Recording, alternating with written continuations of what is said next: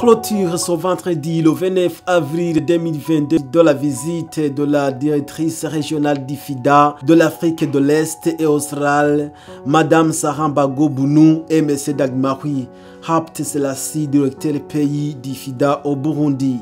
En compagnie du ministre de l'Environnement, de l'Agriculture et de l'Élevage, Dr. Deogi Derurema, cette journée a été marquée par la visite de 3 sites respectifs en province Ngodi et Kayanza. En Ngozi, en commune Busiga, la délégation a visité les étangs piscicoles de Rukecho, pisciculture intégrée réussie, sur la colline Gatika.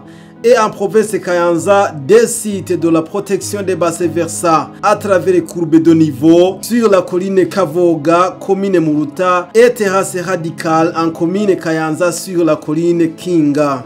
Lors des échanges, il a été remarqué que la protection des bassins versants contribue très significativement à l'augmentation de la production agricole ainsi que la création d'emplois et partant l'amélioration du bien-être du monde rural par un investissement durable. L'administration qui coordonne toutes ces activités. Nous prenons le devant. Oui. Là où on va travailler, on est cette image au niveau de la protection de l'environnement. 25 colis qui sont comme ça. C'est magnifique. C'est quel type de technologie qui a été utilisée là, les plantes qui ont été utilisées, c'est quoi? C'est excellent. L'association administration, nous sommes au ministère technique. Oui, oui. On amène des technologies. Oui, exact. Mais l'administration mobilise la population.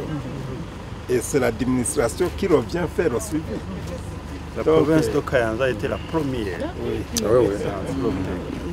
Et les coopératives collinaires alors, ont procédé aux aménagements.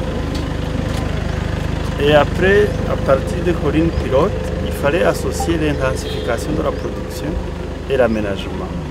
Si le paysan trouve qu'il récolte beaucoup qu'avant, il va prendre soin des dispositifs d'aménagement.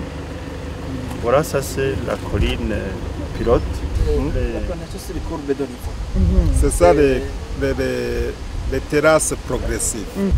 Et ça diminue l'érosion. Oui, c'est ça. Oui, ça, effectivement, c'est ça. C'est les barrières qui peuvent...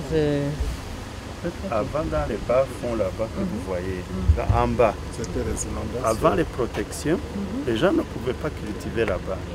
Mais comme il n'y a plus d'inondations, comme il n'y a plus de déboulement, ils cultivent Ça a là-bas. libéré aussi les terres. oui. Et donc, il y arrive. Mais il y a aussi des terrasses radicales là où c'est possible. C'est mieux de faire des terrasses radicales. Là c'est plat. Et là on peut utiliser la mécanisation. Oui, exact. Hein? Mais c'est les mécanisations même. On les petits motocycles avec les petits... Oui. Ou bien les ânes qui font... Exact. Ils ont eu l'idée de mettre des arbres. Ok. Mais c'est quel type d'arbre? Ce sont des arbres, on peut faire de la construction avec, on peut faire des planches, on peut faire des titelles pour le haricot qui monte, pour le petit pois. Et les feuilles, ce sont des fertilisants. Quand ça tombe sur le sol, ça donne l'azote. C'est pourquoi ça n'a aucune influence sur les cultures qui sont en bas. Sur ce volet devra être pris en compte même dans les zones d'action du PRODER afin d'agrandir l'image de la visibilité du pays. Pourquoi je vous ai amené ici? Dans PRODER, on parle beaucoup de création d'emplois. On parle d'entrepreneuriat des jeunes, bien des femmes.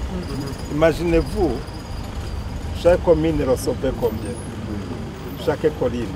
Chaque colline. À peu près, chaque colline, 10 millions. 10 à 12 millions. Donc, c'est ça l'investissement. Oui, c'est ça. Durable. Donc, imaginez-vous 25 collines qui a encaissé 250 millions. Ils ont acheté les chèvres, ils ont acheté les vaches, ils ont construit des maisons, ils ont amené les enfants à l'école. Donc, soyons vraiment dans un projet concret. Oui. Oui, tout cas, monsieur Ce le que je peux gouverneur. signaler, c'est qu'avant ces activités, notre province était parmi les provinces dernières provinces dans la production.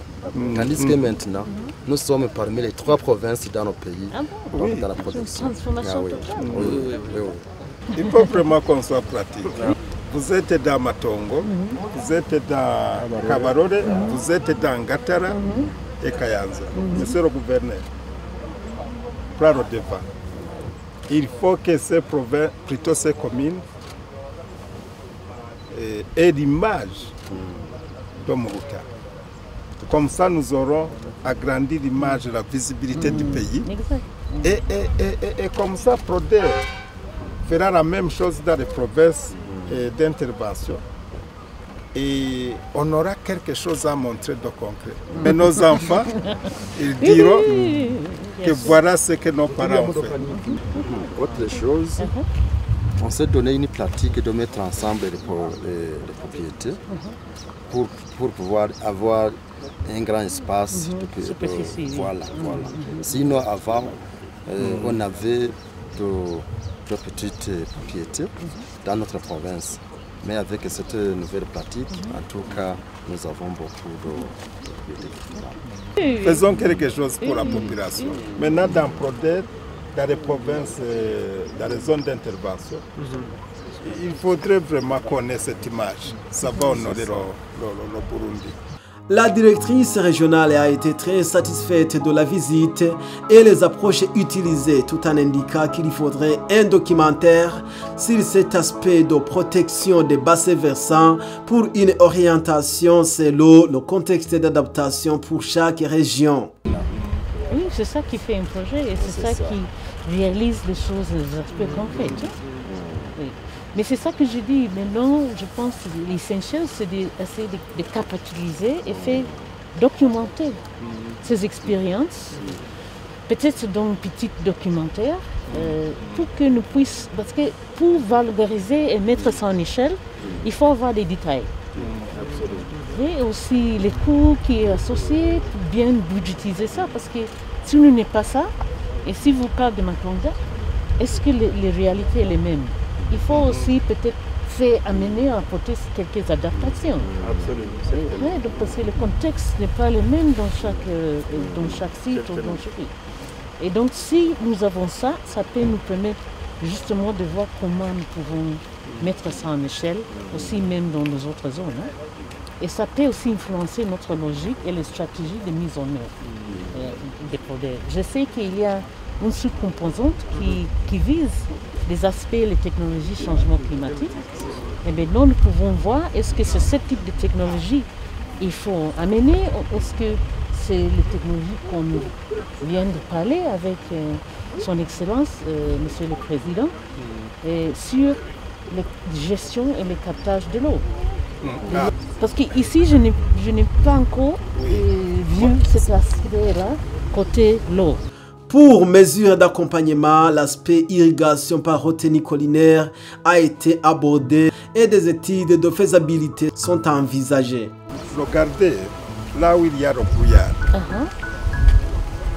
Maintenant, ce que nous sommes en train de... ce que je vous expliquais, et ce que son Excellence, Monsieur le Président de la République disait, nous allons faire des études, voir comment regrouper les eaux qui viennent d'Aho, faire quelque chose de retenu pour que toute l'eau qui vient d'Aho, comme érosion, reste dans les retenues.